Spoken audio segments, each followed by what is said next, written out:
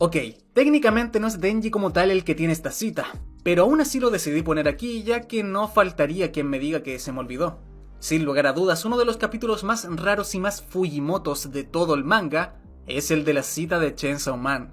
Vimos un humor bastante cruel al ver a Kobeni sufrir por su torpeza y siendo obligada a bailar. Lo relevante de esto es que en el estado mental en el que estaba nuestro prota, su subconsciente aún así quería una cita.